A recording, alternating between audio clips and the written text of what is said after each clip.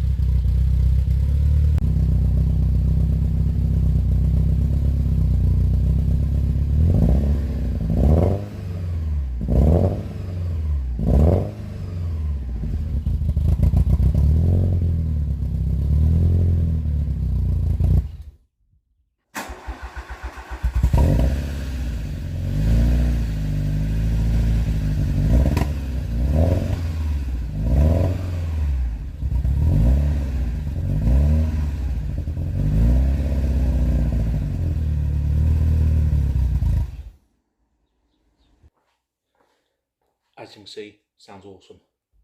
It is a brand new engine pretty much, so it's going to take a little while to bed itself in, but they are starting on the button now. Bit smoky, getting warm. Obviously I've got brand new painted parts in there, down points painted and all that sort of stuff, so it takes a while to bed it in, but beautiful. I don't want to keep running up too much because I need to get a cooling fan on there, but temperature's going up nicely, which is good. Top and bottom radiator is warm, hot, so circulating. I've adjusted the fuel pressure on the warm regulator to about 48 psi, about 3 and a bit bar, just as a starting point. What to do after get it started? Well, this was my modified metering head with a bigger hole there.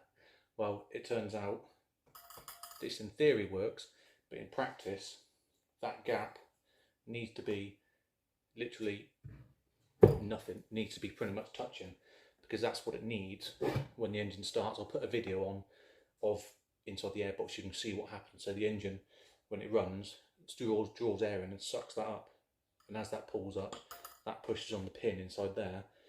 Pin comes up, lets the fuel in the engine, and if you've got a gap around there or any gap, the air is just going to suck through and it's not going to lift that flap. So that's what I had to shoot down and get from Mr. Moss. Still a bit there, but this won't go to waste because this could turn into a fake K-jet for the Turbo 9A, if you know what I mean. So that's done. Other thing we need, or had to do, throttle body, idle screw. Now these O-rings can wear on there. Mine was a bit worn because you could screw it out and it was very wobbly in there. And I could put a glove over, a bit of sleeve over, then start it. It'd start running, and then I could take the glove off and there's a suction behind it, so it tells you there's air being drawn past it. So I took the one out the 9A and it had a different length from there, and a different, same thing, but just slightly different. I was like, okay, but that was knackered. But I also had another one off another throttle body that had a better seal on it, and again it was different. Put it in there, so the seal is a lot further out on the shaft, so when you screw it out, you haven't got the leverage because you've got a seal at this end. So that seemed to work. I also went through the process of setting the throttle body, which again is loosening the actual throttle point on it. Undo the nut, let the throttle close naturally, but he flies on my legs. And then what you're meant to do is put a bit of paper between the throttle arm and the adjuster nut, screw the nut in until it just touches the paper, and then do 1/2 a turn, lock the nut off, and then you adjust a little micro switch on the side. You adjust that just so the throttle mechanically closes, and then the other arm of the throttle body just closes enough to activate the switch. Things like that. More things to go over, but it's running, which is massive. Like I said, over 3 years in the making, getting from what it was to what it is now, this was a massive milestone to get it running, because obviously it may look nice, but without a working engine it's pretty pointless as a car. Yeah, buzzing, absolutely loving it. Obviously, like I said, new engine, a lot of things to tweak around, lots of things need to go over and tidy up in the engine bay, which obviously have been disturbed since doing it, but hey ho, that's the nature of the beast. Things need painting, bolting back on, whatnot. Power steering pump, had a little bit of leak on there, but it's stopped now. Fluid's gone down a bit, so I've just got to run that through lock to lock, make sure there's no air in the system. And then yeah, I suppose get it out and give it a pop of a drive, but I don't want to do that until I've got a fan in it, because obviously it's getting out of temperature, which is fine, but I haven't got a fan to cut in and cool the engine down, and we don't want to start melting stuff. So yeah, absolutely fantastic. Glad it's running. Hope you like the video. Stay tuned for the next one. Cheers.